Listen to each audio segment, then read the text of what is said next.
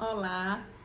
Então, nós estamos começando uma nova unidade de aprendizagem. Nessa nova unidade de aprendizagem, nós vamos falar um pouquinho sobre o surgimento da escola e o papel social, né, ao longo desse tempo, ao longo da sua história. Então, por que é tão importante a gente conhecer a história desse surgimento e como foi a evolução da escola ao longo do tempo, da instituição escola ao longo do tempo?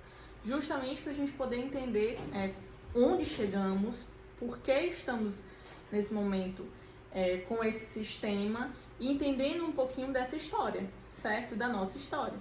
E aí a gente vai falar um pouquinho sobre o papel social que a escola foi assumindo ao longo da sua evolução, inclusive, certo? Dentro disso, é importante lembrar o seguinte, que a gente só pode falar sobre escola, ou se a gente só pode falar de um compartilhamento de conhecimento a partir do momento em que a gente concebe na nossa história enquanto seres humanos que houve a possibilidade dessa transmissão de conhecimento. E como houve essa possibilidade de transmissão de conhecimento? Com o advento da escrita, certo? Então, eu só posso transmitir conhecimento de geração para geração quando eu começo enquanto ser humano, a criar uma forma de deixar registrado a minha história, de deixar registrado o meu conhecimento, para que as próximas gerações possam ter acesso a isso. Então, os sumérios, por volta de 4.000 anos antes de Cristo, eles tiveram a criação da escrita chamada cuneiforme, que é essa aí que vocês estão vendo, certo?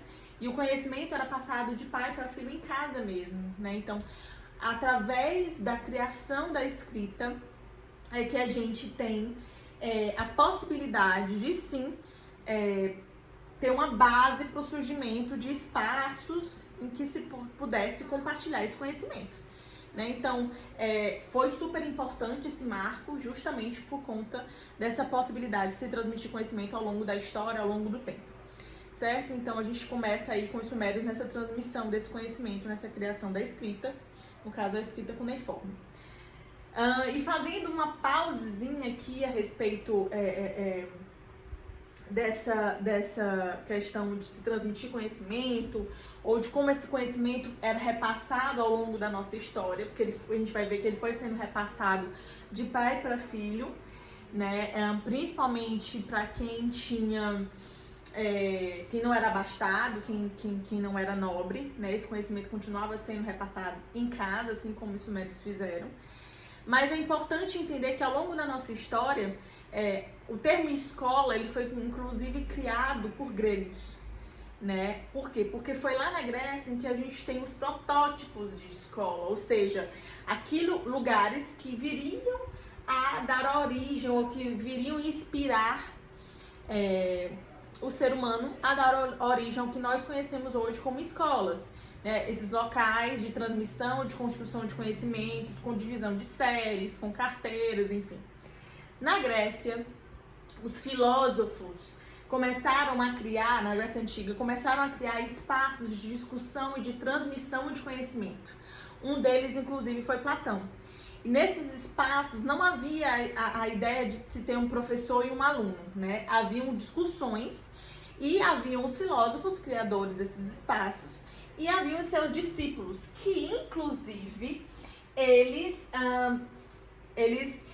levavam adiante esse conhecimento, né? Então os filósofos, por exemplo, começavam as discussões, os discípulos eles levavam adiante essas discussões, essas reflexões. O termo escola, ele, como eu falei para vocês, ele é grego, significa lugar do ócio, né? Entendendo que, lembrando a vocês, que o ócio, nessa visão grega, era um espaço, era um momento de criação, era um momento de reflexão, né? Então, por isso, daí vem o nome ócio criativo, certo? E só quem poderia ter esse momento de ócio, digamos assim, eram principalmente os nobres, eram aqueles que eram mais abastados, que poderiam ter esse momento e participar desses espaços, participar dessas discussões. Nesses espaços nós não tínhamos divisão de séries, nós não tínhamos carteiras, nós não tínhamos o que nós temos hoje, né? Essa ideia de divisão de paredes, de divisão de classes, de disciplinas, de uma grade curricular. Não havia isso. Eram simplesmente espaços em que eles podiam discutir e se reunir, né, durante o dia para discutir questões diversas, matemática, filosofia, questões sobre a existência humana, enfim, eram nesses espaços.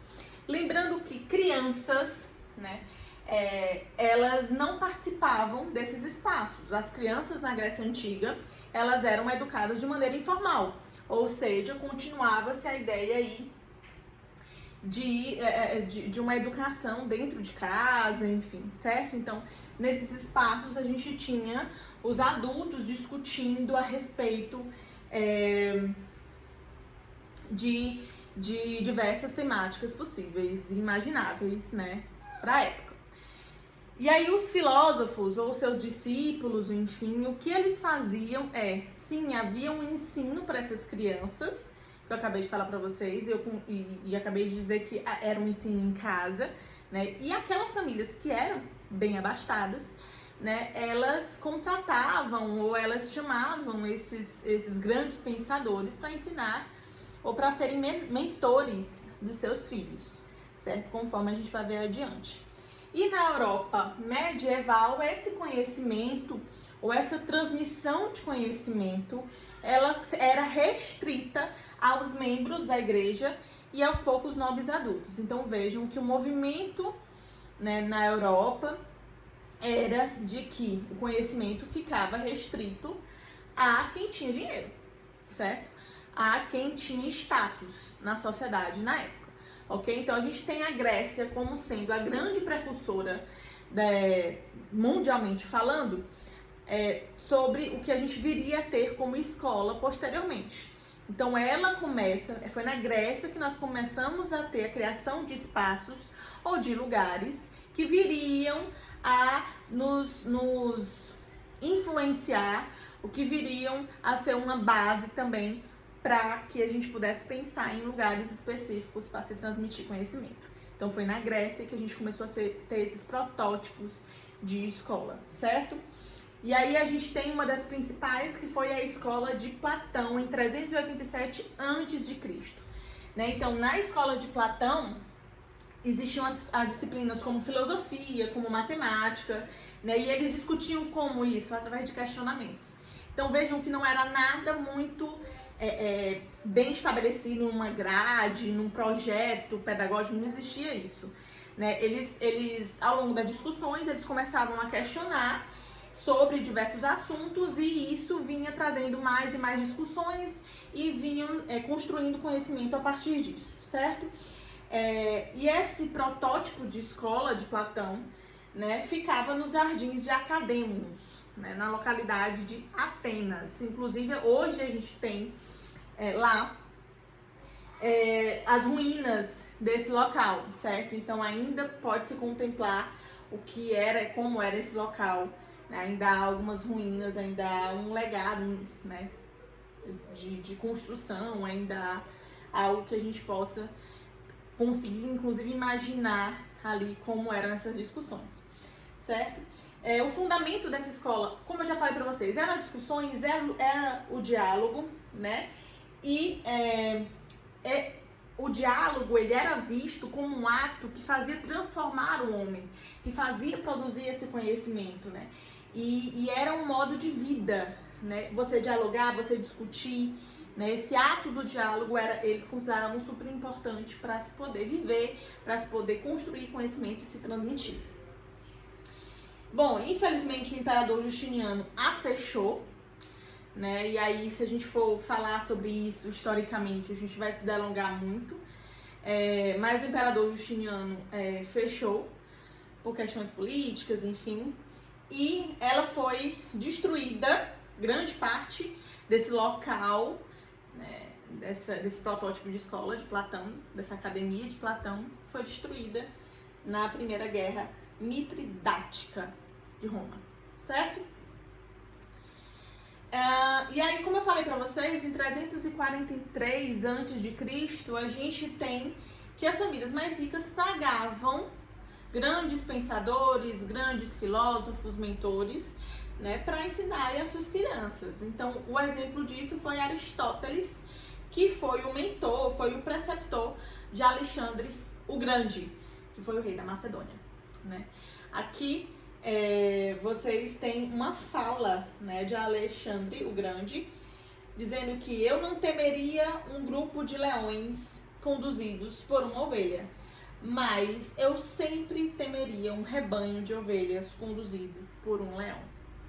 Então aqui a gente já tem a ideia de como um mentor, como um líder, a depender da transmissão de conhecimento que ele leva, a depender do diálogo, a depender das discussões que ele leva para a sua população, como essa condução pode acontecer para o bem, ou pode acontecer para o mal, ou pode acontecer para a guerra ou para a paz, né? Então aqui a gente tem um pouquinho de ideia de como ele considera importante um líder, né? E o conhecimento que esse líder ele passa para os seus liderados, né? Então a gente aqui tem a ideia disso, de como ocorre essa transmissão de conhecimento, de como ocorre essa liderança, né? E a depender disso é que a gente tem líderes que conduziram para a guerra, líderes que conduziram para paz, enfim, né? Então aí a gente tem essa fala dele bem interessante a respeito disso. Na próxima parte do nosso vídeo, da nossa aula, a gente vai falar um pouquinho sobre o que estava acontecendo ao redor do mundo, né, a respeito da agricultura, do feudalismo, do renascimento, né, e disso, como se foi construindo a ideia das verdadeiras escolas, aquelas que a gente conhece hoje em dia, como aquelas com separação de séries, com disciplinas específicas, com um mentor principal, ou um líder principal, que é o professor, né? E os demais sendo seus alunos, enfim. Então a gente vai falar sobre isso nas próximas partes do nosso vídeo. Fiquem ligados!